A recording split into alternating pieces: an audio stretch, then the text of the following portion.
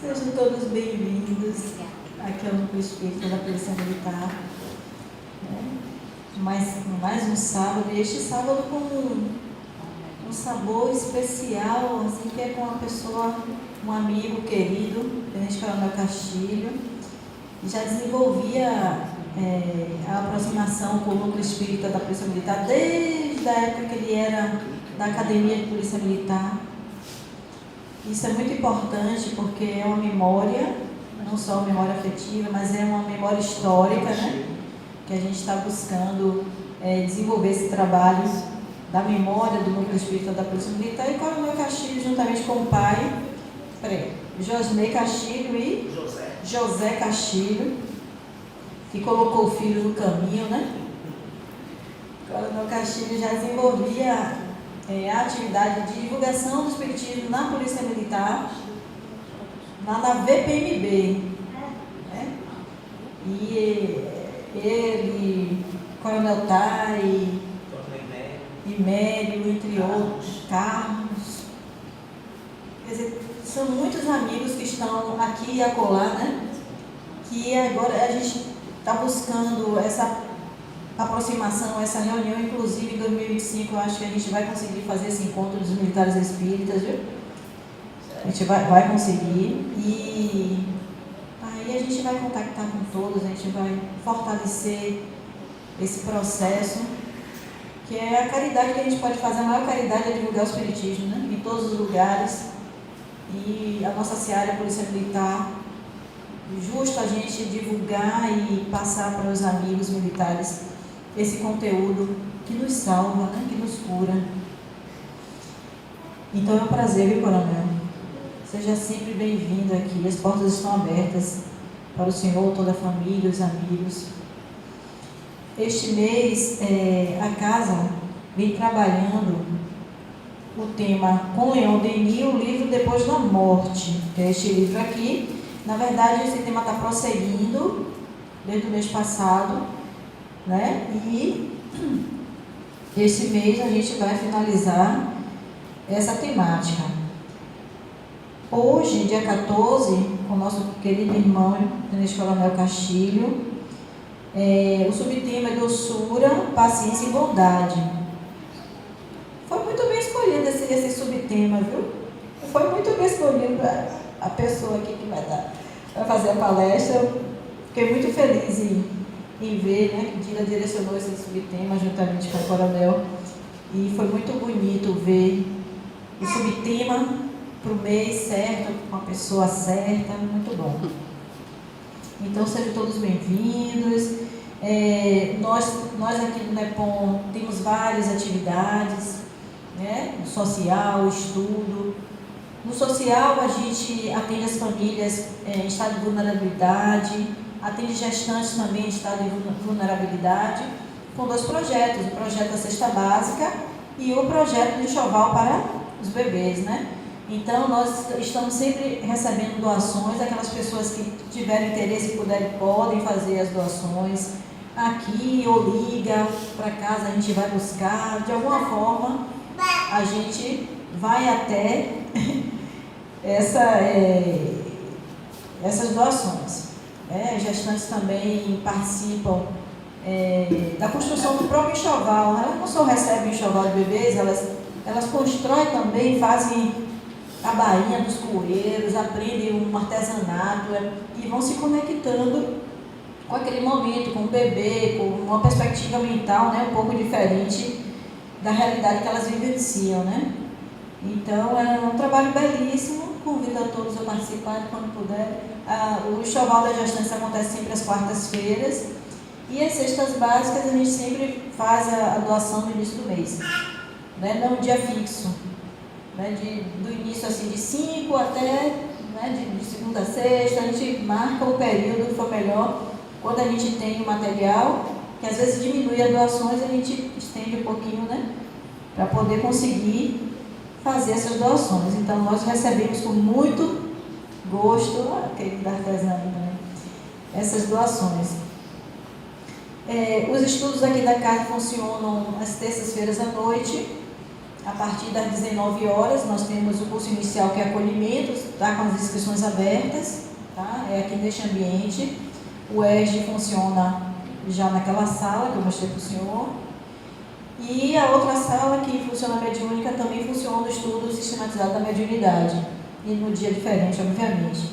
Então, são 3 cursos funcionando. E o acolhimento é aberto, as inscrições. A gente não está barrando um pouquinho o início para ver se enche mais a turma. Mas são essas 3 realidades de estudo aqui na casa. Tá? Às quintas-feiras à tarde nós temos a explanação do Evangelho, o senhor já participou. Funciona de forma híbrida, online e presencial. Quem quiser vir presencialmente. Quem não pode vir está online. Depois da pandemia é uma realidade muito forte de funcionar dessa forma. Foi o que não fez parar, né? O online. Tá? Então é isso. Mais alguma coisa para informar? Eu acho que não, né? Feitas essas informações, esse iniciozinho, lembrando, todos assinaram ali o livrinho da chegada. Tem também um livrinho ali no cantinho, que é o livro de vibrações. Tem para encarnados e desencarnados, aquelas pessoas que queiram colocar o nome de alguém no livro de vibração, por favor, não se acanhe. Vamos fazer a abertura do Evangelho aqui, para passar a palavra para o nosso querido amigo.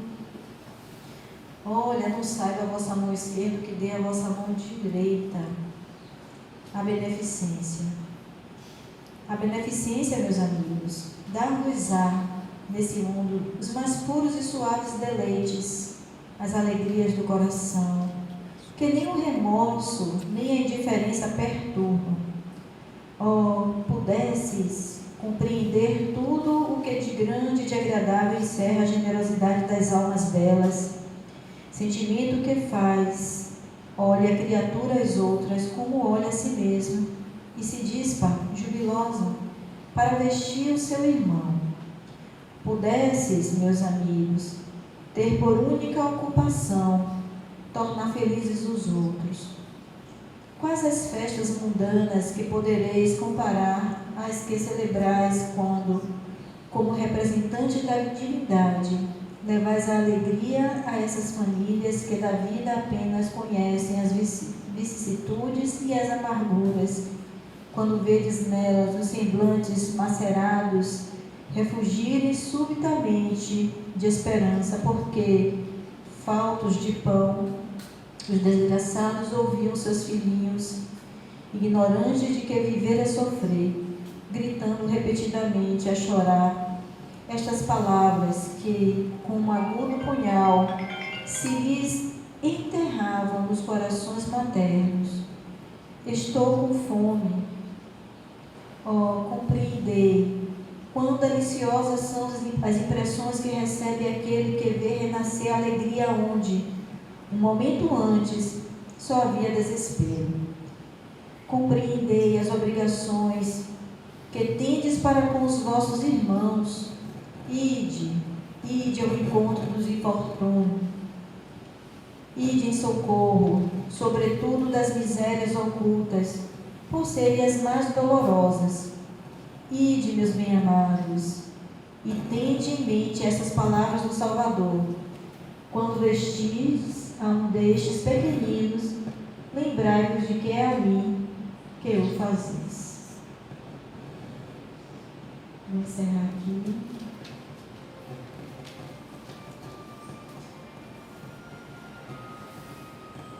Estamos nesse momento com muita emoção no coração, também no coração cheio de alegria. Agradecer a Deus por estarmos aqui nessa experiência educativa, uma experiência do Espírito aqui na matéria, uma oportunidade única a aprender o amor, aprender a desenvolver a paz, aprender a compartilhar, aprender a viver em comunidade, enfim. todos os desafios que encontramos. Uma experiência educativa. Obrigada, Pai. Obrigada por este momento aqui, que poderíamos agora refletirmos juntos sobre o Teu amor, sobre a Tua presença em nossas vidas.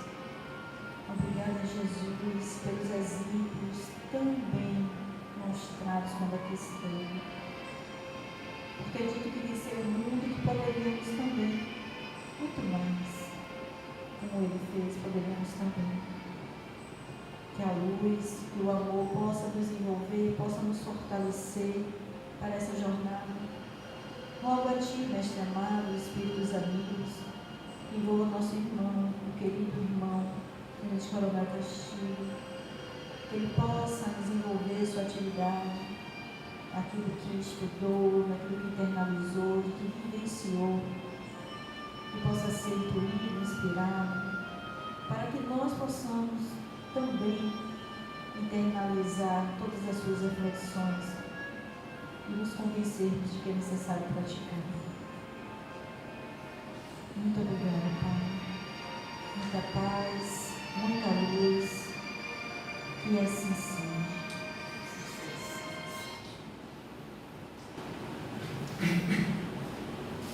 Passo a palavra para o nosso querido irmão, para o meu Castilho.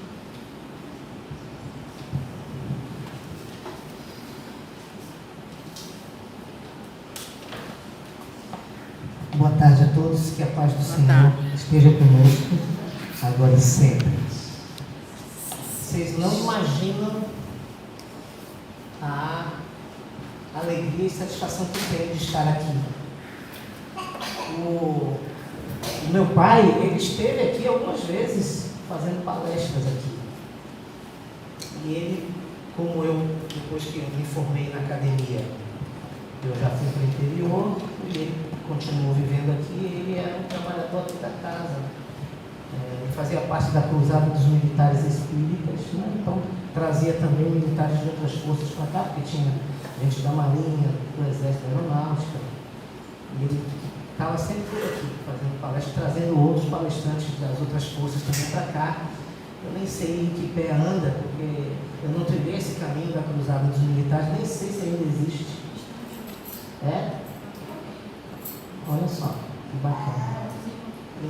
Então o velho, ele era assim, desse tipo de espírita. E eu, aos 8 anos de idade, quando eles decidiram tornar-se espíritas, ele e mamãe, eu tinha 8 anos de idade. Então eu não fui à igreja, eles eram católicos antes. Eu não me recordo de ter ido à igreja, talvez uma vez ou duas, quem sabe, mas quando comecei a entender de que nós precisávamos de religião, esta sempre foi o espiritismo, eu não tive outro parâmetro. E pela forma como eu tive uma certa facilidade em entender os preceitos espíritas, eu acho que esta não foi a minha primeira encarnação como espírita. Imagino, porque normalmente os princípios espíritas, eles são carregados de situações que o dogmático reluta em aceitar, né? Principalmente crer na existência do espírito, na comunicabilidade dele. As pessoas são muito pragmáticas, querem muito ter as coisas no palpável e às vezes não aceitam sequer aquilo que comprovadamente e cientificamente já está provado, já está tido como um ponto pacífico. Mas cá estou eu querendo dizer da minha alegria em estar aqui pela primeira vez proferindo palavras sobre o espiritismo na Casa Espírita da Polícia Militar. O nosso irmão Hermeson, ele teve autorização aqui do NEPOM, da sede, para formar o primeiro subnúcleo da Polícia Militar. E estava tendo dificuldade de achar um lugar para fazer isso. Assim que eu assumi o comando, ele foi a mim e nós abraçamos a ideia imediatamente. Então, todas as terças-feiras, nós fazemos lá, já como subnúcleo do NEPOM, o primeiro subnúcleo. Eu espero que, com o passar dos anos, a gente consiga fundar outros. Mas o primeiro subnúcleo sempre será em Feira de Santana. e está sendo hoje na sede do 1º Batalhão. Mas eu estou comandante, e o próximo não sei se será simpático ao Espiritismo ou qualquer outra religião, muito embora assim a gente trilhar aquele caminho da autorização escrita publicada, quem vier não poderá desfazer. Talvez seja o caso de nós corrermos, né? Eu pretendo ficar pelo menos 2 anos lá, mas já tenho 1 ano e meio já. Então a gente tem que correr atrás disso aí, para que não haja solução de continuidade, tanto quanto não houve aqui com o NECOM. Tá? A gente tem que correr para legalizar. Pois bem, e aqui me trouxeram Leon Denis. Eu já li muita coisa das obras de Leon Denis. Não sei se vocês sabem, ele nasceu em 1846 e ele foi um dos maiores continuadores da doutrina depois que Kardec desencarnou. E ele escreveu várias obras espíritas, eu já tive acesso a muitas delas, de uma escrita fácil, de um entendimento bem bacana, dá para a gente, qualquer um que lê, se despojar da dogmática, entende e aceita. Na verdade, o discurso de Denis é bem mais genérico do que específico, porque falar das verdades não precisa ter especificidade, basta se falar dela que a gente aceita com naturalidade. Então, caiu Leon Denis, e ele, aos 18 anos, ele teve acesso ao Livro dos Espíritos, e daí ele não parou mais. Ele continuou divulgando a doutrina, e como eu disse, foi um grande continuador da doutrina depois do desencarne de Kardec, e ele desencarnou em 1927, já no século passado. Então viveu em 2 séculos, né? Tanto quanto nós, né, irmão? Estamos vivendo em 2 séculos. E nós, em particular, em 2 milênios, né? Pois é. Mas, então, eu tomei a liberdade de acrescentar, não por iniciativa minha, foi uma sugestão da espiritualidade. Ao final, eu não vou me deter apenas na doçura, na paciência e na bondade. Eu acrescentei lá no final o perdão.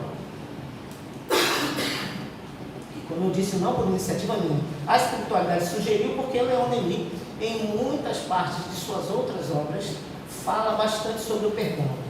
E vocês vão ver um coroamento do perdão, que é o finalzinho do nosso bate-papo de hoje. Eu vou fazer o coroamento com uma coisa que o próprio Leon Denis sugere e que Chico Xavier falou de forma cabal sobre isso, deu formas definitivas no que eu vou falar no final. Então vou deixar a curiosidade aberta para ninguém ir embora antes. Então vamos lá. Eu vou começar com a doçura. Pode clicar aí, por favor. Olha lá, pode clicar. Ali na setinha mesmo, ó, ela vai abrindo naturalmente. Naquela setinha lá, ó. Essa aqui. Essa. Aí. Pode clicar que ela abre naturalmente. Pode clicar. De novo. Aí. Pronto. É só ir clicando aí a partir de agora, tá bom? Tá. Vamos lá. Obrigado. Qual é o lema da nossa doutrina? O lema principal. Se ninguém quiser ler nada sobre a doutrina, basta ler o lema dela, que é: fora da caridade não há salvação. E olha que Jesus, que não falou em religião, ele trocou todas as leis dos profetas por apenas 2 leis. Ele disse que era necessário amar a Deus sobre todas as coisas e ao próximo como a si mesmo. Ele só fez isso, só isso aí. Nisso aí, ele resumiu todas as leis dos profetas. E, obviamente, resumiu todas as religiões. Por isso que o Espiritismo não prega que nós devemos ser religiosos. Para nós, basta a caridade. Só isso aí. Se a pessoa quiser se dizer ateu, mas fizer a caridade, estará fazendo mais pela lei de Deus do que quem conhece, por exemplo, a Bíblia de ponta a ponta e não ajuda ninguém. Então, o importante é a obra, a fé sem obra. Isso é uma frase de Obras Póstumas. A fé sem obras é uma fé morta. Ela não existe, não adianta, porque o próprio Jesus, quando esteve aqui nos chamando para a fé, demonstrou como se deveria fazer, ajudando, fazendo, praticando, curando, multiplicando, enfim. Ele, do início ao fim, de quando começamos a ouvir falar dele, aos 30, até os 33, do momento da crucificação, só foi ação.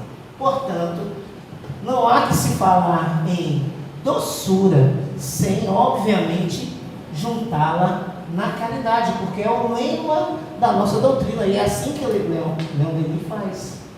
Ele junta a caridade, a necessidade da doçura. Veja, ela é fundamental na caridade, pois permite ao caridoso ser paciente e afável. Se nós formos verificar as virtudes, quem já leu O Homem de Bem aqui no Evangelho, para mim são as duas lições mais importantes do Evangelho. O Homem de Bem, em primeiro lugar, e em segundo lugar, a beneficência, que foi lida aqui. Foi por acaso a abertura? Pois é, o acaso sempre nos perseguiu, né?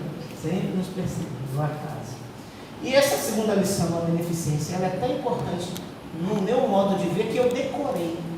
No finalzinho eu vou declamar a parte final que a irmã não leia. Eu vou declamar porque ela é cabível nessa palestra de hoje. Ela é cabível para a caridade. Então é tão importante essa, eu não decorei o Homem de Bem, mas a beneficência eu decorei. Então eu tenho de começar, o Tiago, você ia falando, eu tive até dificuldade de orar, porque inevitavelmente o texto ia trazendo a lembrança, e eu fui relembrando do texto. Mas vejam, para praticar a caridade, nós precisamos ser pacientes e afáveis. Quem trabalha com a caridade sabe que nós encontramos diversos tipos de pessoas, inclusive os orgulhosos, os necessitados orgulhosos. Não é, meus irmãos? Pessoas que estão necessitando do nosso concurso, mas não querem receber, por exemplo, o benefício que a gente porventura leve na frente de todo mundo, para que as pessoas não vejam que ele está aceitando o donativo. Quem trabalha com caridade já passou por isso? Quem trabalha com caridade já passou por pessoas que alimentam uma soberba de comportamento comportamental, que às vezes refuta até as palavras doces do Evangelho, que tem pressa em receber a cesta básica e não quer ouvir a doutrinária, ou em contrapartida. Quem já passou por isso? Ocorre que quem pratica a caridade não pode se deixar levar pela impaciência, nem pela falta de doçura. Qual é o objetivo, meus irmãos, da caridade, se não desenvolver em nós essa situação empática de nos colocarmos na posição do outro? Para isso nós precisamos entender pelo que o outro está passando. Eu tenho que entender que ele é um necessitado soberbo, mas não é aquele corpo ali não, meus irmãos, é aquele espírito ali que o é, assim como todos nós o somos, e estamos aqui neste planeta exatamente para vencer as nossas paixões, para vencer as nossas imperfeições. É para isso que estamos aqui. E a forma mais rápida de fazermos isso acontecer é desenvolvendo a doçura no momento da caridade, porque isso nos possibilita a paciência e a afabilidade. É isso que Leon Denis começa a nos sugerir nesse texto, especificamente deste livro. Agora vejam só, uma abordagem doce pode abrir portas e corações, promovendo a reconciliação entre indivíduos e comunidades. Quantas vezes a caridade chegou em comunidades conflagradas? Quem trabalha com a caridade e vai às comunidades conflagradas sabe o quão difícil é vencer aquelas pessoas que ali estão como título de donos daquela comunidade. Como é difícil convencê-los da lisura das intenções de um desconhecido que chega, mesmo querendo ajudar. Infelizmente é assim, porque a linguagem da comunidade, atualmente, é a linguagem da violência. A pretexto de uma pseudo-segurança, eles impõem a violência, o que gera um medo, o que faz com que as pessoas que necessitam evitem até contactar com as pessoas que ajudam, por conta do estado da situação da coisa, que impõe o medo através da força. Então são pessoas que estão ali armados, a todo instante impondo determinadas situações, e que quando chega uma situação de ajuda, desconfiam. E a afabilidade, a paciência, elas fazem com que se quebre a mística do medo. Mas vejam, confiança também não pode ser imposta. Quem se propõe à caridade tem que conquistar a confiança das pessoas que quer ajudar. Assim é em qualquer lugar, meus irmãos. Já nem falo mais de comunidade conflagrada. Não falo mais, não falo de qualquer ambiente onde nós chegamos desconhecidos com a intenção de ajudar. Ali sempre vai ter um olhar da desconfiança, porque quem sofre, quem padece e quem tem necessidade, desconfia de todos, porque não tem nada. Tem medo de perder o pouco que ainda tem. Então precisa muito mais de doçura, de paciência, de afabilidade, do que de outra coisa. E conquistada a confiança, aí vejam a responsabilidade. Quem começa a praticar o bem, após confiar, após angariar a confiança a quem se destina aquele bem, fica com a responsabilidade de não falhar. Porque quando a gente, em contumácia, quando a gente insiste na ajuda e continuamos a fazê-lo e temos a data certa de fazer, quem necessita todos os dias incorpora aquela ajuda como realidade. Em qualquer momento que a gente faltar, vai causar prejuízo. Vejam a responsabilidade de começar a ajuda. Quando é uma ajuda sazonal, ok, mas eu duvido que se aqui a casa resolver parar com os enxovais, vai fazer muita diferença, porque já virou um costume, já é algo que precisa ser mantido. Além de nós falarmos do compromisso assumido com a espiritualidade. Alguns dos irmãos aqui, por acaso, acham que não há participação da espiritualidade, que não é a espiritualidade que fomenta os trabalhos que a casa resolve fazer? Claro que sim, são eles que estão fustigando para que nós possamos fazer essa prática, e eles não têm interesse no término dela. Por isso é necessário que a gente não esmoreça, não desista, mas para fazer a doçura, nós precisamos incutir a paciência e a afabilidade. Porque se assim não for, se nós nos tornarmos impacientes, porque a gente vai ter gente de todo tipo ali, que estão aqui, todas as pessoas de todos os tipos estão recebendo a nossa proposta de caridade. Agora vejam, quem está propondo a caridade não pode fazer isso de maneira nem soberba, nem impaciente, nem sem doçura, sem afabilidade. Isso é muito importante da gente entender. E vejam como a caridade modifica nosso campo vibracional, a ponto de daqui a pouco a coisa sai tão naturalmente que até os nossos defeitos são olvidados. A gente aprende tanto a sobrepujar as nossas repulsas que a gente acaba achando normal abraçar o outro, coisa que a gente raramente faz. E a caridade é que nos proporciona isso, quando muda no nosso campo vibracional. Então é impossível alguém que atingiu um nível energético positivo através da prática constante do bem retornar a estágios anteriores de evolução, até porque na lei de Deus não existe involução. Por favor.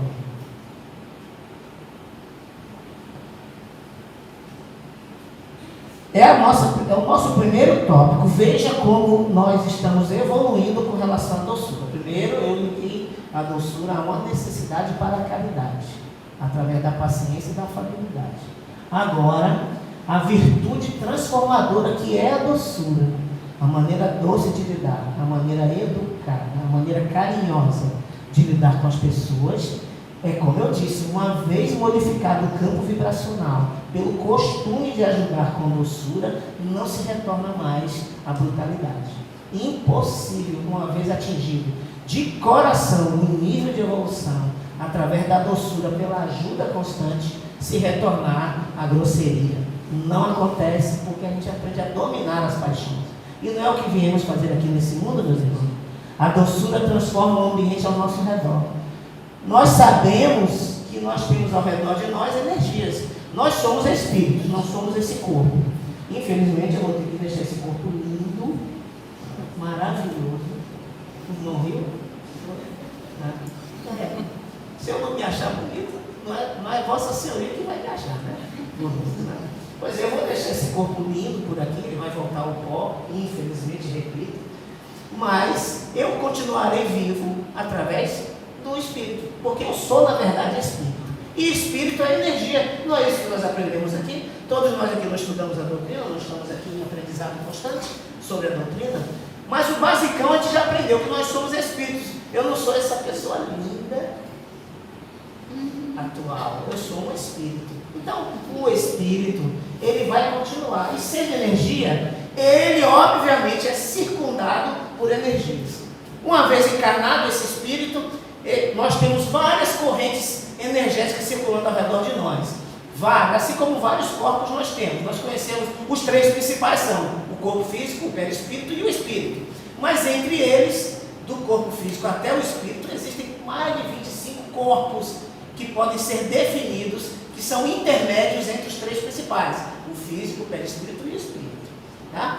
Esses corpos todos manifestam a energia e processam a energia de forma diferente. Quanto mais próximo do corpo físico, mais pesada a energia manipulada. Quanto mais perto do espírito, mais quintessenciada. As duas correntes básicas que circulam ao redor de nós são a centrífuga e a centrípeta. Uma joga para dentro e a outra joga para fora. A de fora, que é a centrípeta, a que joga para fora, se a energia chegar num nível vibracional diferente do da pessoa, bate e volta. Ela expulsa. Só assimilamos energias com as quais nós vibramos e estão dentro da mesma faixa vibracional. Então, quanto mais nós transformamos o nosso ambiente pela doçura, menos energia negativa entra. E o que acontece com a centrípeta? Vem energia negativa, opa, aqui é o bem. Não venha não, meu irmão, qual é? Eu já se arma logo, se for capoeirista, eu não nada. É isso aí, não permite. Esse é o chamado corpo fechado que nossos irmãozinhos das doutrinas de matriz africana sempre citam. Lá precisa de trabalho para fazer, aqui o trabalho é só nosso. É só modificar o nosso campo vibracional. Se a gente insiste na doçura e faz de forma quanto mais o auxílio, faz da caridade um costume, pelo exercício diário da anulação das paixões, buscando a doçura, a paciência e a afabilidade, quanto mais a gente faz isso, menos negatividade entra. E é como eu disse no início, chega num ponto que a gente nem precisa mais se preocupar em vencer as paixões, porque elas não vêm. Não vem o pensamento maledicente, não vem o pensamento de vingança, não vem o pensamento de ódio, de rancor, de inveja. Não vem pela contumácia do bem. O bem exala a negatividade, expulsa. E a corrente centrípeta, aquela que joga para fora, não deixa. Só por curiosidade, se chegar uma energia boa e a centrípeta aceitar, ela joga para a centrífuga, que vai redistribuir para o local adequado. Se a energia boa for uma energia de amor, ela vai para o chakra coronário, que é onde se manifestam as sensações do bem, do amor. Se for energia positiva, de vibração de inteligência, vai para o coronário.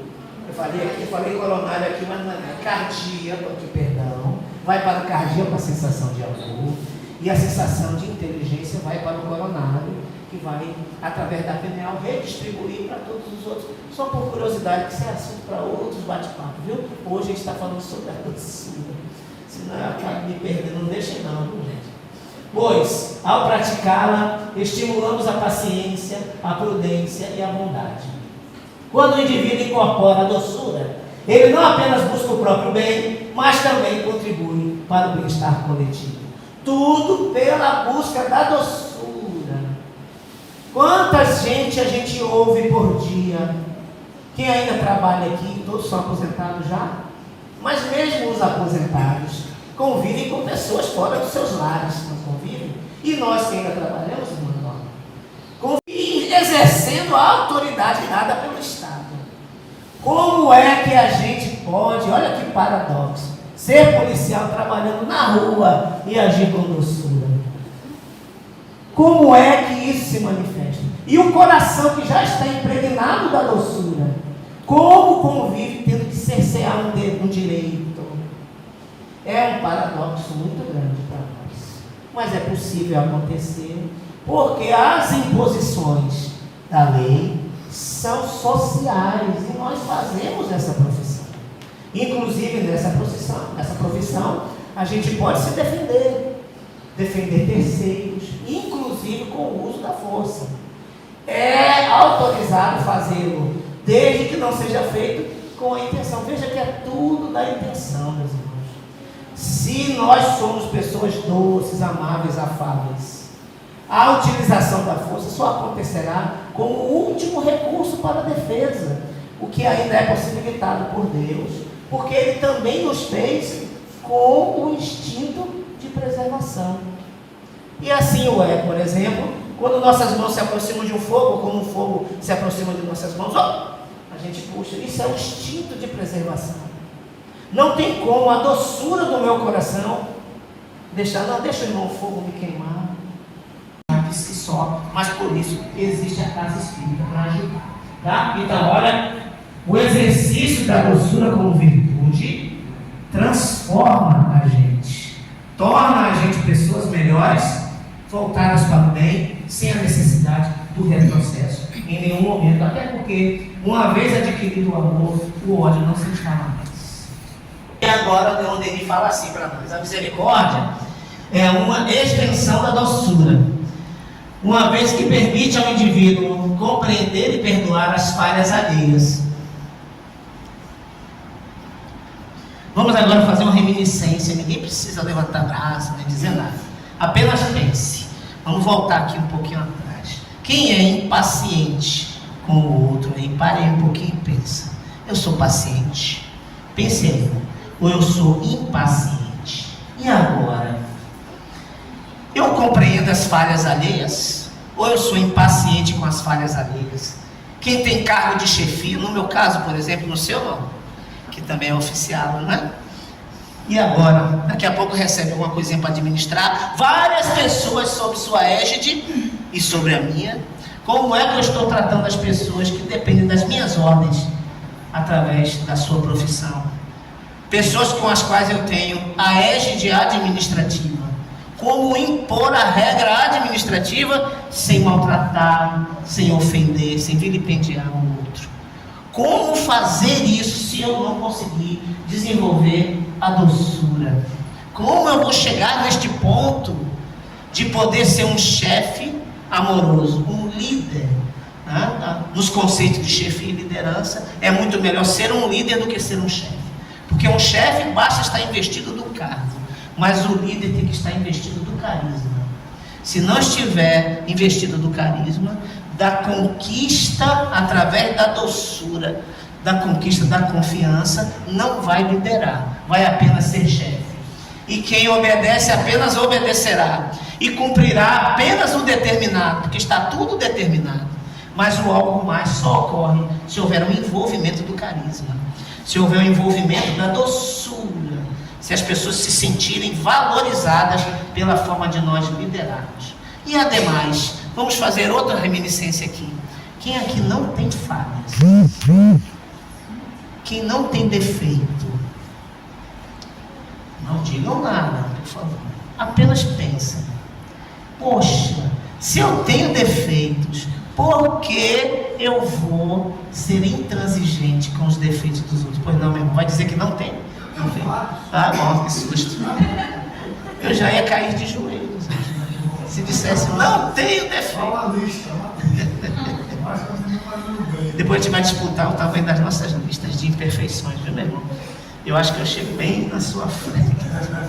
Por esse motivo, busco ser o mais paciente possível com o equívoco dos outros. E querem saber de uma coisa? Eu vim aprender isso muito tarde. Muito tarde, porque vocês estão vendo aqui, vocês estão vendo 3 das minhas filhas aqui e 3 dos meus netos estão aqui. Eu ainda tenho mais 3 meninos também. Tem as 3 meninas aqui e eu tenho mais 3 meninos. Eu vim aprender muito tarde a ser mais doce com os erros dos meus filhos. E olha que o erro é da natureza humana deste planeta. Aqui é um planeta de expiação e provas, não é? Eu comecei a palestra dizendo e me vangloriando de ser espírita desde os 8 anos de idade. Não foi assim que eu comecei? Mas este espírita aqui, desde os 8 anos de idade, só foi ser transigente com os equívocos dos próprios filhos muito recentemente. quando me vi com a necessidade de pedir perdão a um dos filhos por uma frase grosseira que disse. Já agora, recentemente, veja como de pouco adiantou, antes de eu ter tomado a decisão de mudar, quanto pouco adiantou ser espírita desde os 8 anos de idade. Não basta a gente se dizer espírita, meus irmãos. Nós precisamos agir como espíritas. E tudo começa ali, onde o próximo é mais próximo, especificamente no nosso lar. Mas a gente não há em nós um despertamento. Por mais caridade que eu tenha feito, tudo foi se anulando com as minhas intransigências, as quais só vim perceber tardiamente. Eu não vou dizer tardio, porque eu continuo vivo e ainda dá tempo de remediar muita coisa. A gente não pode voltar para ter um novo recomeço. Não foi assim que Chico fez? Disse para nós? Voltar para fazer um recomeço eu não posso. Mas eu posso começar daquele instante que eu percebi e fazer um novo fim. Não é assim que funciona para o Espiritismo? Pois é. Em qualquer momento. O despertamento pode vir a qualquer momento, viu, meus irmãos? Porque não é o tempo que a gente leva para despertar. É a qualidade depois que desperta.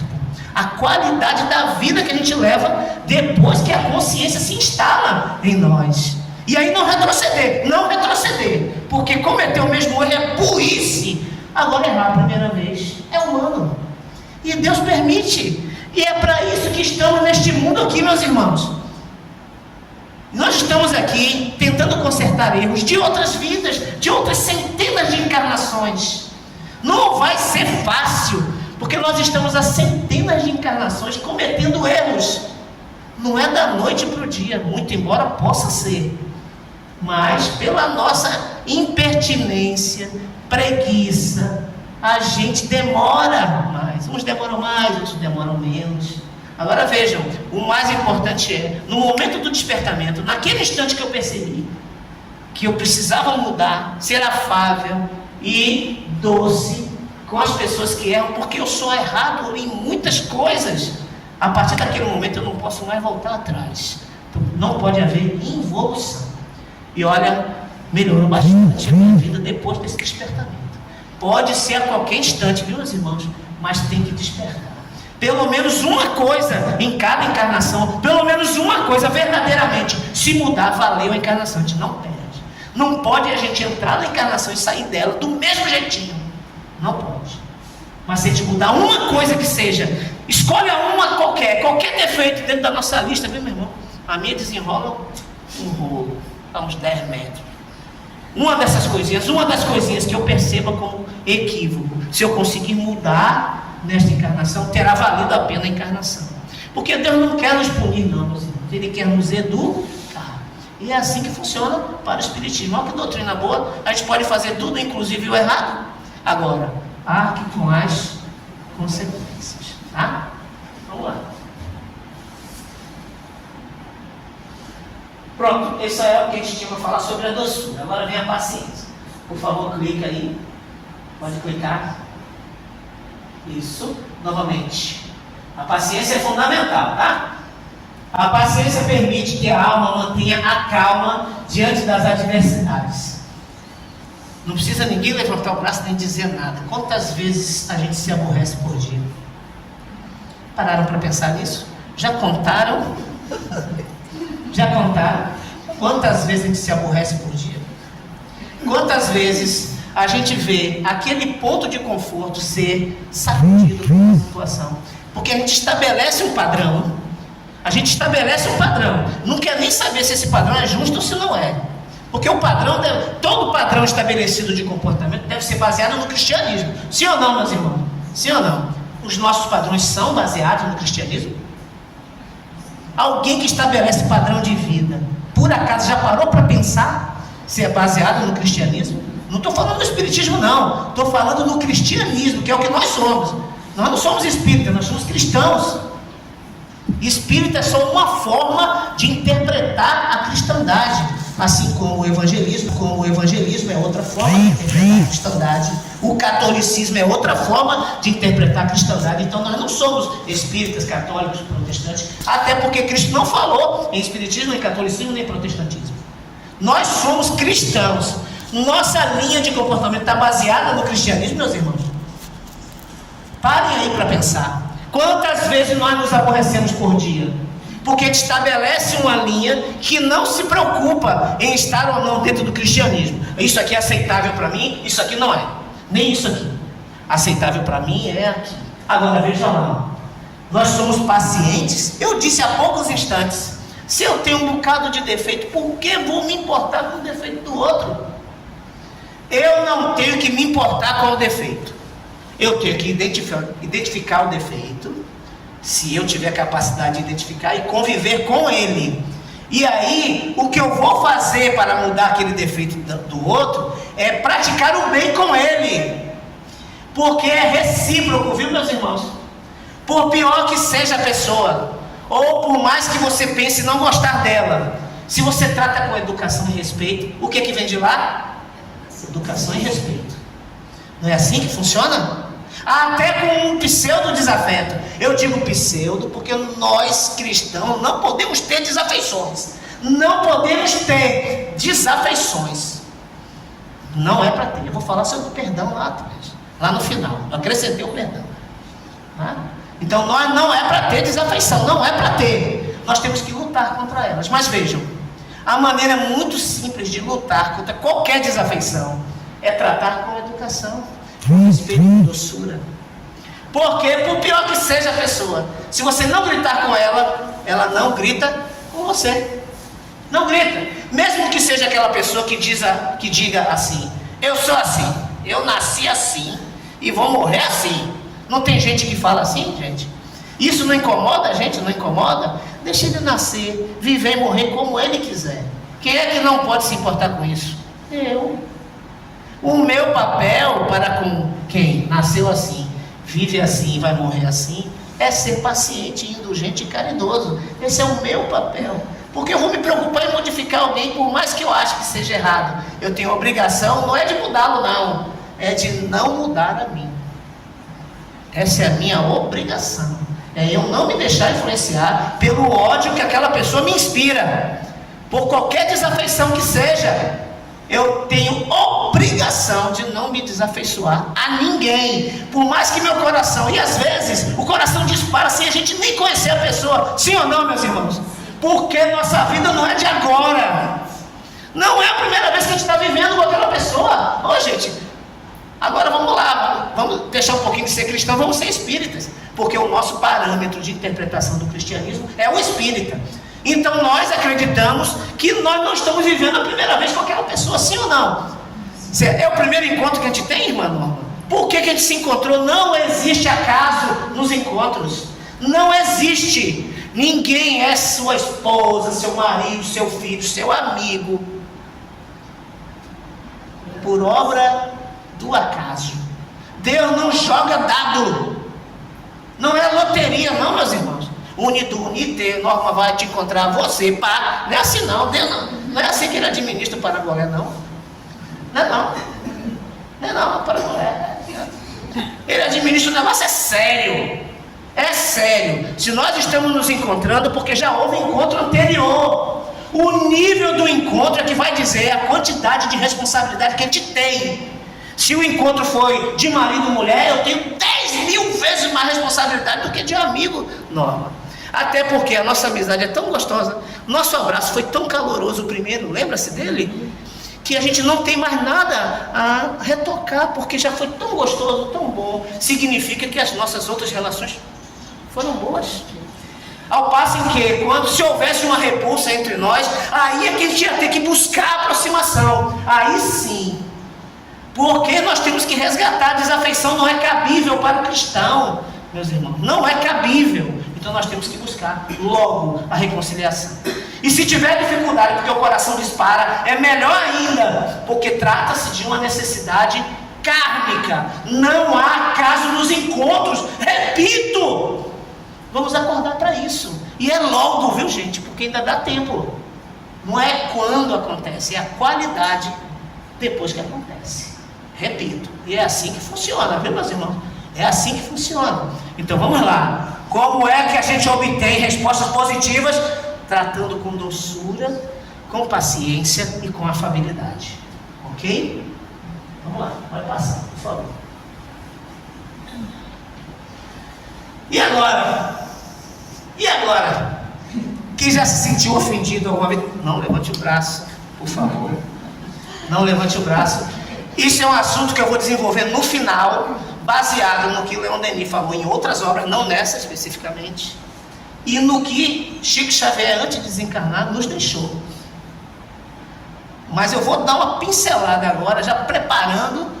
Eu vou fazer um cruzamento agora e eu mesmo vou chegar na área no final e cabecear para fazer. O que foi? Estou fazendo uma analogia com futebol. Quem gosta de futebol agora pode levantar o braço. Quem gosta de futebol? É isso mesmo, é isso mesmo. Olha lá, ofensa acontece? Não, nesse mundo ninguém ofende a gente, né? Não. Nesse mundo, ofensa não é para esse mundo, né, gente? Eu mesmo nunca ofendi ninguém, não é, irmão? Nunca ofendi ninguém. Eu nunca ofendi. Eu não vou dizer que eu quero que um raio caia na minha cabeça agora, porque vai destruir o prédio. Não pode, né? Então não vou falar isso não, porque é capaz de Deus levar a sério e mandar um raio mesmo, né? Aqui vai estragar o Nepal, não quero isso não. Mas ofensa é deste mundo, viu, meus irmãos? É deste mundo. E aqui mesmo neste mundo, em outras encarnações, nós ofendemos muitas pessoas. Que agora vem a ofensa. Quando a gente fala em ofensa, a gente pensa logo num xingamento, numa ofensa verbal, não é? Mas não é não, porque se eu em outra encarnação me casei contigo, eu sendo mulher ou homem, nos casamos e eu te abandonei, foi uma ofensa. A ofensa, ela não é o que a gente faz, ela é a energia que a gente emprega para fazer. Quanto mais energia negativa nós empregamos em um ato, em uma palavra, em qualquer outra situação, quanto mais energia negativa se usa, maior a ofensa. Imagine se em alguma outra encarnação, meu irmão, eu te matei ou você a mim. O nível de ofensa que aconteceu entre nós. Ofensa muitas vezes tão irremediáveis quanto a nossa involução em permanecer odiando um ao outro por causa de um equívoco. Por isso é que a gente não pode se ofender. E quanto mais o coração dispara, mais eu tenho a obrigação de vencer esse coraçãozinho que dispara. Nós temos a obrigação de sermos pacientes com as pessoas. Porque ofensas ocorrem todos os dias. E quer saber? Quanto mais eu estabeleço um nível de aceitação fora do cristianismo, mais ofendido eu me sinto com pequenas coisas. Se a base da minha aceitação foi calcada no que o cristianismo diz, menos eu me ofendo com pequenas coisas. Agora, o meu nível evolutivo ainda não me permite, já estou falando do castigo, não é mais a tese geral para todos vocês. Não. No meu nível evolutivo, ainda grandes ofensas não são toleráveis. Eu ainda não consigo, meus irmãos, mas já aprendi a tolerar pequenas ofensas. Coisas que eu tinha estabelecido uma minha linha de conduta fora do cristianismo. Quando eu incorporei na minha linha de conduta o cristianismo, a tolerância foi lá para cima, e olha que eu ainda não tolero uma grande ofensa. Mas já aprendi a tolerar as pequenas, ditas ofensas, com as quais nós não deveríamos nem nos importar. Se não nos fere de morte, se não fere de morte a um dos nossos, toda a ofensa é aceitável. Porque nós estamos no mundo das ofensas mesmo, das expiações e das provas. Tá? Então, paciência diante das ofensas, tá? Paciência é crucial para lidar com ofensas. A capacidade de perdoar. Vejam porque eu acrescentei o perdão lá, porque o próprio Denis fala aqui no texto, tá? A capacidade de perdoar ignora pequenas provocações, tá? E vê além das ações impensadas dos outros. Promove harmonia e reduz conflito. Ver além das ações impensadas dos outros. Ver além, é ver como cristão. É o que ele está dizendo aqui. Promove harmonia e reduz conflitos.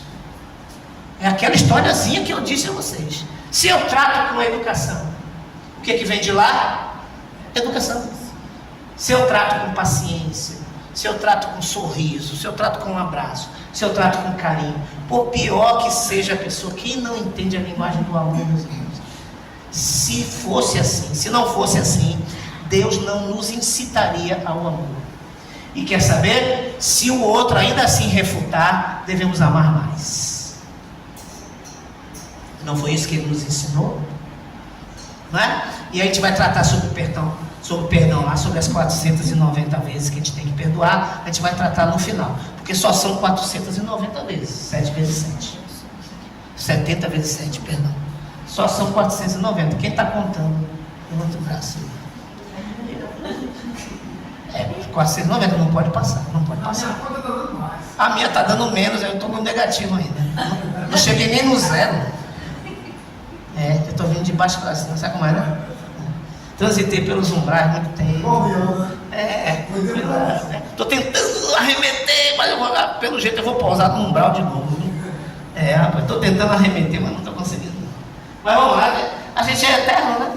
O importante é a consciência chegar. Não é quando, é a qualidade depois que a gente descobre. Eu vou sempre repetir essa frase, tá bom? Para não regredir. Até porque na lei de Deus regredir é impossível, né? Mas vamos lá. As mudanças têm que ser verdadeiras, senão regride. O papel da paciência no autodomínio. Rapaz, autodomínio, ó, que palavra maravilhosa, eu queria entender o que significa. Eu já fui no dicionário e eu vi lá uma explicação e não me enquadrei, não. Aí eu falei, esse dicionário está errado, não sou eu não. É Aurélio que está errado. Quem é que deu? Aurélio, esse título de melhor dicionário do mundo. Quem foi que deu esse título? Aurélio. Está errado. Se a definição de autodomínio não se encaixou em mim. Não, está errado. Gente, não é fácil não. Quem é que consegue? Tem gente que se vangloria de dizer, se pisar no meu calo, eu dou a resposta. Eu não é. Alguém já ouviu isso aqui? Ou alguém já disse? O pior não é ter ouvido, não. Pois é. A gente já deve ter. Eu já escorreguei umas 2 vezes nessa frase aí. Eu já escorreguei. Eu era bem assim, bem reativo. As meninas estão aqui rindo e concordando dentro delas, né? Porque para não ver. É um negócio. Tem umas que puxam, né? Tem umas que puxam, né? Mas vai chegar o momento de vocês também de perceber que eu estava errado, viu? Pois é. Pois bem. Aí, ó. Autodomínio, é isso aí. Eu sei onde eu fraquejo. Todo mundo se conhece, não conhece, gente? A gente não se conhece, a gente não se vangloria de dizer que se conhece. Eu me conheço. Eu não vou em tal lugar porque eu vou me aborrecer, eu me conheço. Alguém já disse essa frase aqui? Eu já disse várias vezes. Eu não vou ver fulano porque eu me conheço. Eu vou me chatear, vou dar uma resposta grosseira e eu não quero me prejudicar. O que eu estou fazendo dizendo isso, meus irmãos? Me prejudicando. Por quê, meus irmãos? O pecado, o equívoco, o erro não acontece na ação física, não. A ação física, ela é só o resultado do que a gente já fez no pensamento. É o que a gente é, o nosso pensamento é o que a gente é. O que Divaldo falou para nós? Se um pensamento permanece mais de 1 minuto e meio na sua consciência, ele não é mais pensamento. Ele é ação. Não foi o que Divaldo disse para nós recentemente, tem uns 10 anos? Ele falou: vigie seus pensamentos, porque o pensamento recorrente, aquele que fica mais de 1 minuto e meio na cabeça da gente, é ação. E na verdade, a Gênese, que é o livro da ciência espírita, fala sobre a criação do duplo etérico, que é uma manifestação do construto do pensamento, que é a ação, meus irmãos. Quando a gente cria a imagem, se eu pedir para vocês aí, quem tem papai e mamãe vivos ainda? Ótimo.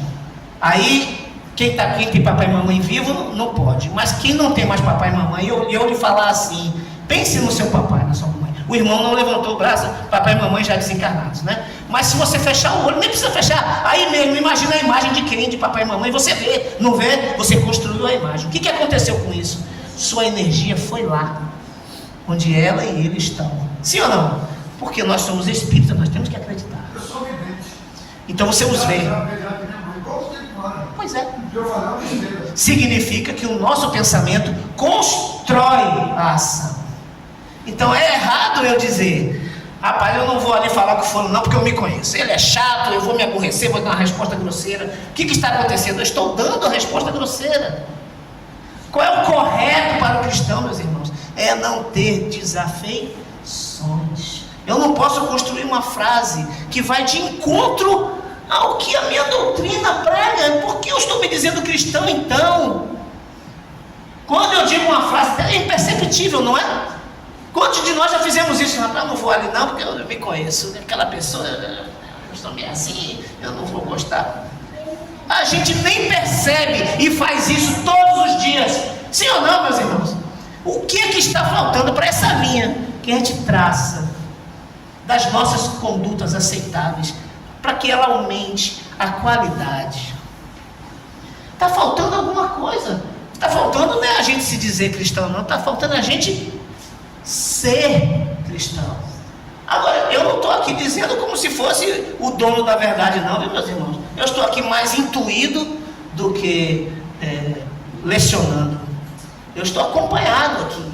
E eles fazem isso comigo para que eu aprenda. Aqui eu estou aprendendo com o que estão dizendo a vocês. Algumas vezes são coisas que eu digo e outras vezes são eles que estão dizendo. Agora sou eu que estou dizendo.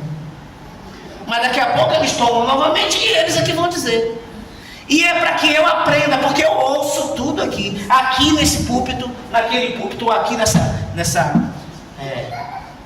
posição aqui que eu estou, de evidência. Não é para quem é perfeito, não. Pelo contrário, né, meus irmãos? Pelo contrário. Quem precisa do remédio é o doente. Se Deus me deu a capacidade de estudar, entender a doutrina tão facilmente quanto eu disse lá no início, a ponto de dizer a vocês que eu não fui espírita apenas agora nessa encarnação, porque os conceitos vieram muito fáceis, e eu ainda vim com essa dificuldade toda, significa que ainda não fizeram efeito em mim. E o remédio é para o doente mesmo. É por isso que eu sou estudioso do espiritismo. E aí agora, para eu poder me dizer cristão, que dificuldade está sendo dizer isso para vocês e eu mesmo me enquadrar? Mas rapaz, você está dizendo para eles e não faz. Muitas vezes. Vejam como é difícil, não é? Porque meu pai sempre dizia assim: meu filho, se você quer aprender, estude. Se você não quer aprender, ensine. Era o que meu pai dizia para mim. E tem um fundo de verdade nisso aí. Porque aqui eu estou compromissado a modificar vocês. Mas se eu não me modificar, o que aconteceu? Eu estou só lecionando.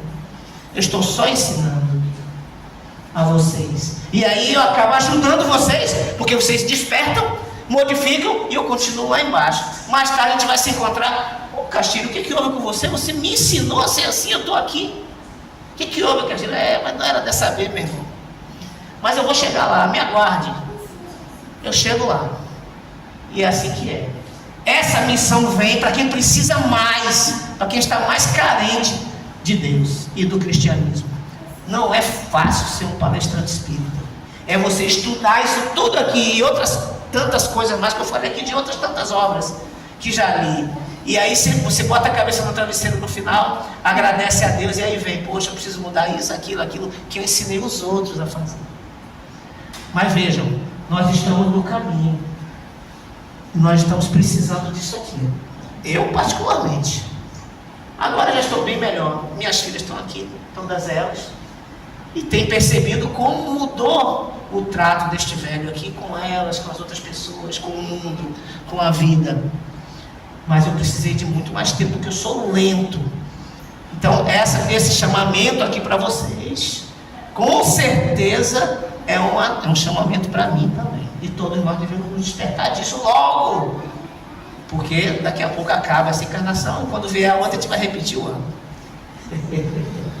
Vamos lá, eu preparei aqui. É fundamental para manter uma postura equilibrada e construtiva. O autodomínio. Então, nós somos, eu falei antes um pouquinho, nós somos provocados todos os dias, não é? Todo dia tem uma coisinha para nos aborrecer. Sim ou não? Mas nós nos conhecemos, não é? Pronto, então eu já consigo hoje ouvir determinadas coisas que me incomodavam lá atrás e não me deixar influenciar. Mas confesso, mais uma vez, as grandes ofensas eu ainda não consegui sobrepujar. Ainda reajo de forma violenta, equitativa e tudo mais. Mas é um trabalho diário, é paulatino. E quando eu disse assim, eu me conheço, não vou lá porque tem uma pessoa que eu não gosto, eu vou acabar fazendo a grosseria, eu tenho que ir e vencer e não fazer a grosseria, porque nós estamos aqui para isso, meus irmãos. É assim que funciona a nossa encarnação. E assim com outro, eu estou dando esses exemplos das pessoas, das brigas que a gente tem, da impaciência, mas pode ser com qualquer outra coisa que a gente se julgue incapaz de fazer, e muitas vezes deixa de fazer por falta de iniciativa. Se o parâmetro for o cristianismo, a gente tem que fazer. Tá? Pode passar, por favor. Agora nós vamos para... Pode clicar mais uma vez. Bondade. Mais 3 slides de bondade e depois a gente vai para o perdão, que é muito legal. A parte do perdão. A bondade como autoridade moral. Então vamos lá. Eu posso ter muitos defeitos, não posso? E temos. Nossas listas, né, meu irmão? São grandes. Nós podemos ter vários defeitos, podemos. Mas eu falei para vocês, se a gente conseguir mudar este e não incorrer mais nele, a gente pode ter todos os outros. Todos os outros, porque uma encarnação só não dá para você sair de espírito imperfeito para espírito angelical. Não dá. Aqueles que vieram no mundo e pareciam estar fazendo isso, já vieram angelicais, porque são espíritos missionários. Estes já vieram num patamar superior, desceram a energia deles para poder ser paradigma aqui. Então estes aí sim conseguiram, mas eles servem de inspiração para nós, eles são a inspiração. Tanto é que nós somos cristãos e estamos aqui para sermos iguais ao Cristo. É numa encarnação que a gente vai conseguir, meus irmãos? Não é. Mas se nós mudarmos uma coisinha nessa encarnação, ela terá valido a pena. Pegue aquilo que você acha do que você é pior e mude aquilo. Lute todos os dias. Isso vai lhe dar autoridade moral. Principalmente se o início for com a bondade. Porque a bondade acarreta uma série de outros defeitos. Ela traz junto. Quando a gente incute a bondade nas nossas ações, a gente já sobrepuja uma série de pequenos defeitos. Uma série. E aí isso facilita o nosso trabalho. Então, ao invés de eu lutar contra um defeito, eu incuto uma virtude sobre aquele defeito. E que essa virtude seja a bondade. Porque eu vou sobrepujar aquele defeito específico e mais uma série de outros defeitos acarretantes que vêm do defeito principal. Então, se eu consigo ser bom, eu consigo incutir a bondade, isso me dá autoridade moral para eu vencer os outros defeitos também. E fica natural, porque eu nem percebo que estou lutando contra mais defeitos quando eu incuto uma virtude. Botar uma virtude é mais fácil do que retirar um defeito. E o que acontece quando uma virtude entra? Os defeitos saem. Porque volta aquela questão da energia. Quanto mais eu modifico para o bem a energia que me circunda, menos o mal entra. E via de regra, o mal entra porque as influenciações externas atuam. Kardec falou que os espíritos interferem muito mais na nossa vida do que a gente imagina. Chega ao ponto de serem eles que decidem por nós. Não está lá no livro dos espíritos isso aí? Então a gente precisa despertar para isso. Eu vou colocar uma virtude e vou vencer uma série de defeitos. Uma série. Mas se essa virtude entrar meia boca, não resolve. Tem que ser totalmente, de coração, verdadeiramente. A bondade estabelece uma conexão positiva com os outros, permitindo exercer influência de maneira respeitosa. Através dela, criamos um espaço propício ao diálogo, promovendo a confiança, a compreensão mútua, facilitando a resolução de conflitos e a construção de relacionamentos saudáveis. Olha que bonito. É exatamente isso que acontece quando a gente é bom com as pessoas.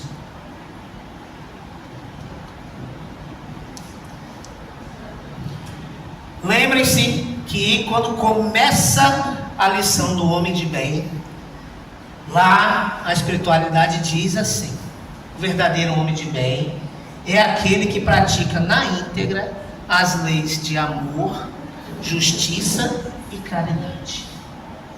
Não é assim que está lá? Pode pegar o evangelho aí e ver. Essas são as 3 leis basiconas. E a bondade está incluída na primeira lei. O amor, ele não é uma coisa não. O amor é um conjunto de coisas. Exemplo, se eu perguntar para você, minha irmã, o que é amor, você vai dizer uma coisa para mim. Se eu perguntar a você, você vai dizer outra. Pode até se parecer o que vocês vão dizer, mas vocês vão dizer coisas diferentes. E a grande maioria de nós, quando a gente vai definir o amor, eu fiz uma pesquisa recentemente, porque eu vou escrever um livro chamado O Amor Não Existe. Aliás, já até comecei a escrever. O amor como definido pela humanidade, né? Não existe. E eu vou fazer um comparativo entre o amor que existe e o amor que só é apenas uma palavra. Todo mundo a quem eu perguntei, defina amor.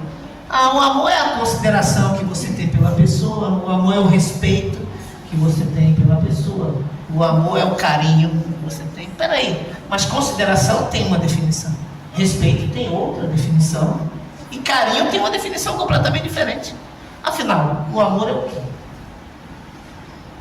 Então, é muito difícil. O amor no sentido das leis divinas, que são as 3 básicas: amor, justiça e caridade. Este amor é um conjunto de virtudes, não é uma virtude. O amor é um conjunto de virtudes que tem nuances. Cada pedacinho da construção do que vai resultar no amor implica em, por exemplo, anulação de si mesmo em prol do outro. Deveria, pois, o amor ser incondicional. Mas o ser humano sempre impõe condições para o amor, principalmente para o amor carnal. E aí deixa de ser amor, porque não é incondicional. Mas a bondade dá autoridade moral para a gente começar tudo. Então, incuta uma virtude e muitos defeitos vão descer pelo ralo se uma única virtude, a bondade, entrar nas nossas vidas. Ok, meus irmãos? Pode passar, né?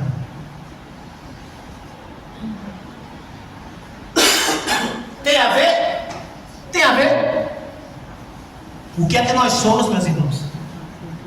Espíritos. Meu tempo acabou? Não? Eu tenho... Porque eu ainda vou falar mais umas 2 horas só. É rapidinho. É rapidinho, 2 horas, vocês não vão nem perceber. Vocês perceberam essa 1 hora? Nem eu. Pois é. Já passou, inclusive, de 1 hora. E a gente nem percebeu. Agora que eu olhei para lá, que eu vi vocês se movimentando, eu falei, bicho, então eu vou correr.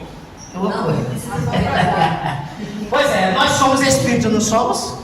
Quando a gente incute a bondade, para onde ela vai? Para o corpo? Esse corpo lindo, esbelto, bonito. É para ele que vai a minha bondade? Antigamente, na nossa época, quando a gente achava uma pessoa bonita, a gente dizia, ó, que mulher boa. A gente dizia assim, né? Será que é dessa bondade que eu estou falando? É para o corpo, meus irmãos, que vai a bondade? Óbvio que não. Bondade é uma virtude divina. Se é divina, não é do corpo, é do espírito. Portanto, toda inserção de bondade é espiritual. Todo ato de bondade reflete diretamente no espírito. Faz parte da construção moral do espírito, que é o que Deus quer que aconteça conosco aqui. Aqui é mais rápido, porque a gente tem um esquecimento das outras vidas, não estamos impregnados pela influenciação kármica diretamente. Portanto, toda a conquista é mais meritória do que quando nós estamos no espírito, desencarnado. Estamos na erradicidade, porque lá a consciência se dilata.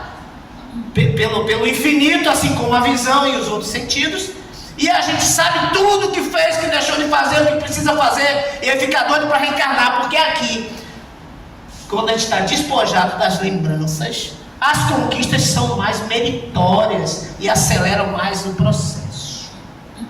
Tá? Portanto, a bondade é espiritualidade.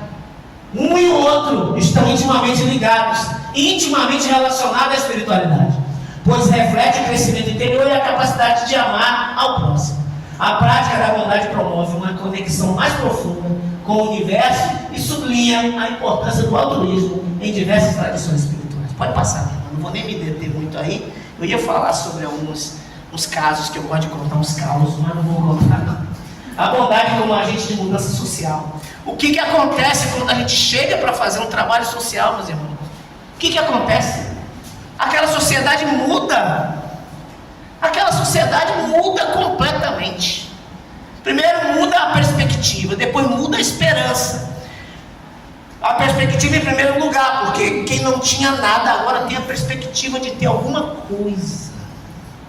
E aí daqui a pouco a coisa acontece, ela recebe, aí agora se instala a esperança.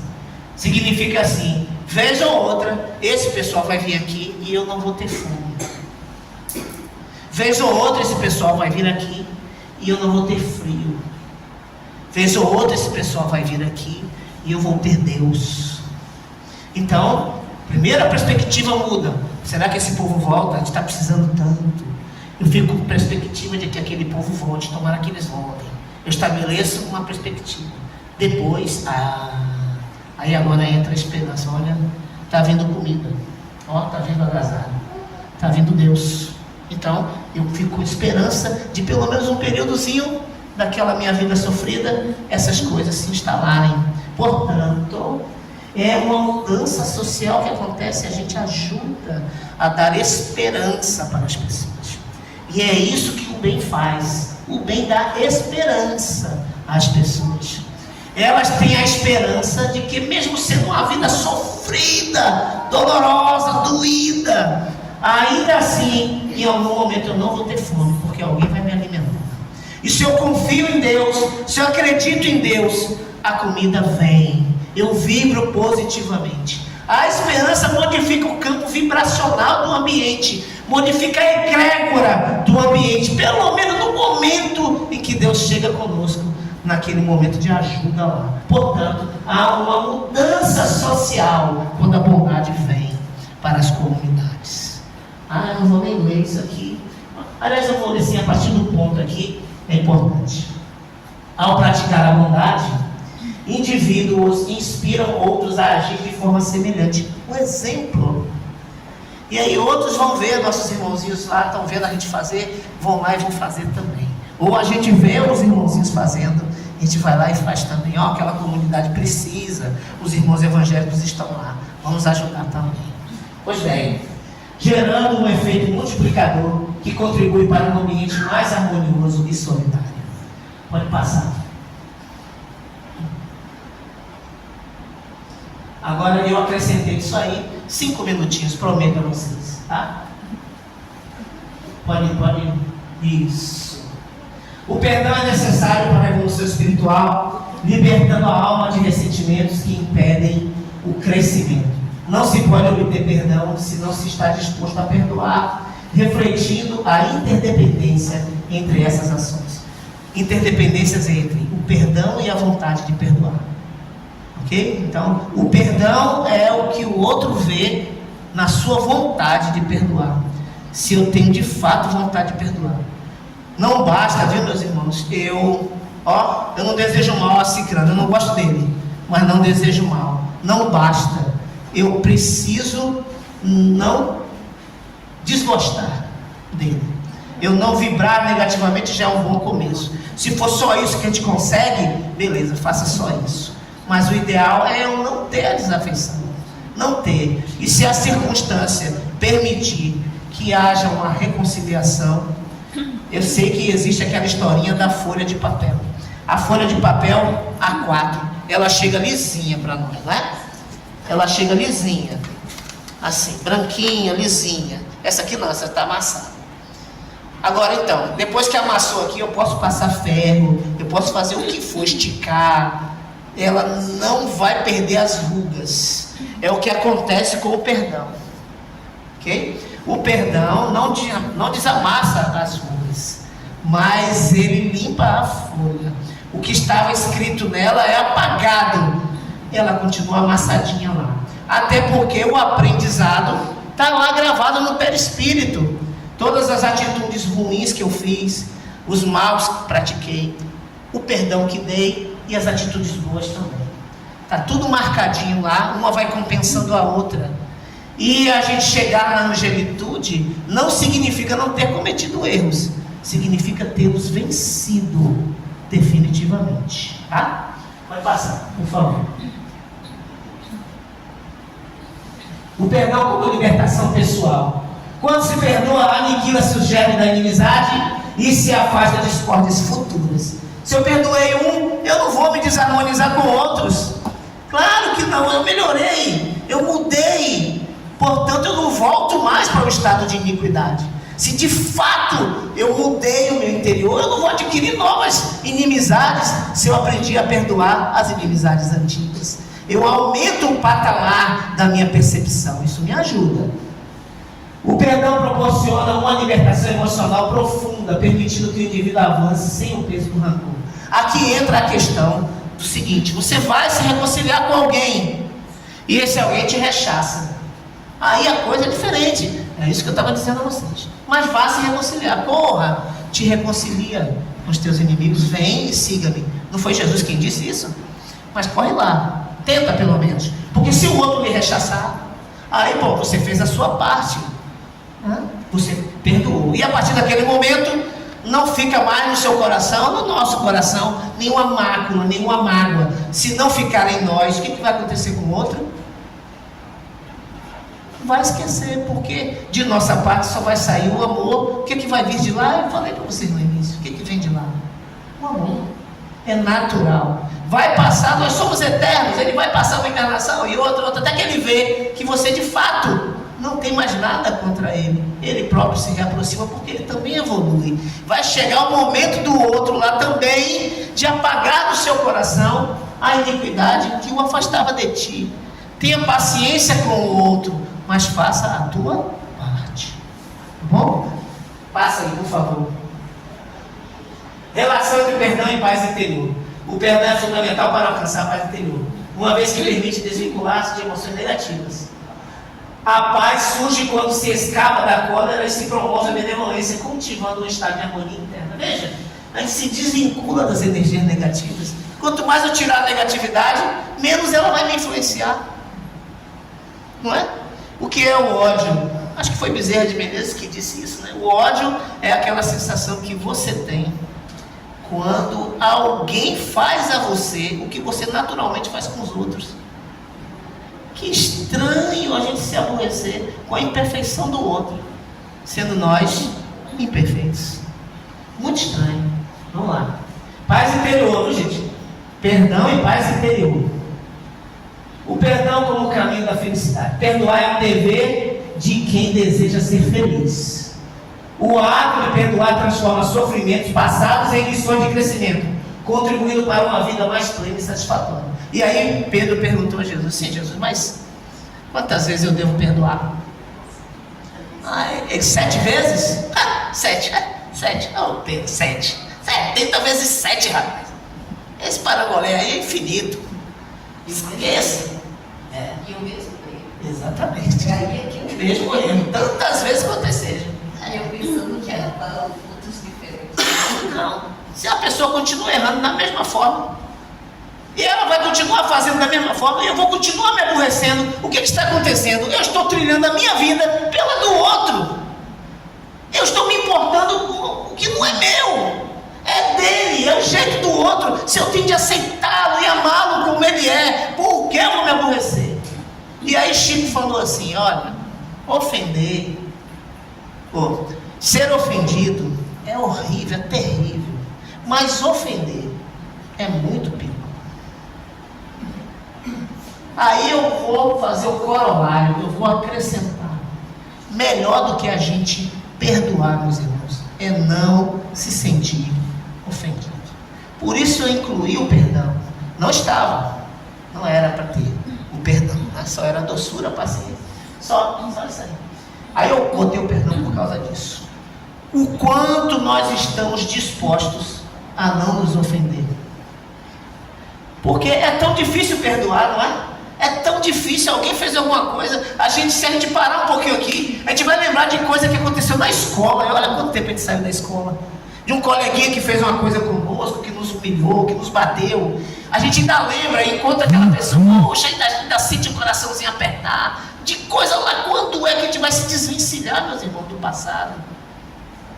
Quando é que o passado vai deixar de ser o motivo da gente não evoluir? Quando é? Isso só depende de nós.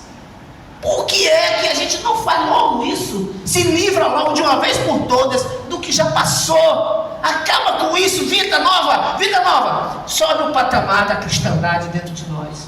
Aumentar o nível de aceitação de Cristo nos nossos corações. É o que a gente pede para todos. E fazer o bem e a caridade. Agora vejam, melhor do que perdoar é não se ofender. E praticar o bem, aí eu falo da liçãozinha lá. Caridade, a beneficência. O trechinho que você não leu bem. Caridade, sublime palavra que sintetiza todas as virtudes. És tu que hás de conduzir os povos à felicidade. Praticando-te, criarão eles para si infinitos gozos no futuro. E enquanto se acharem exilados na terra, tu lhes será a consolação. Quando estiverdes a ponto de acusar a Deus, lançai o olhar para baixo de vós, vede quantas misérias aliviar, quantas pobres crianças sem famílias, quantos velhos sem qualquer mão amiga que os ampare, que lhes feche os olhos quando a morte os reclama. Quanto bem a fazer, não vos queixeis, ao contrário, agradecei a Deus a sua simpatia, o vosso trabalho, as vossas manchas, o vosso dinheiro. Por todos os que deserdados dos bens deste mundo enlanguecem na dor e no insulamento. Colhereis neste mundo bem doces alegrias. E mais tarde, só Deus o sabe. Adolfo, bispo de Argel, que ditou essa mensagem. Eu agradeço muito a oportunidade e espero que estejamos aqui, eu e essa galera que estava comigo, em outras oportunidades. Estou à disposição da casa, sempre que precisar de mim. Muito obrigado.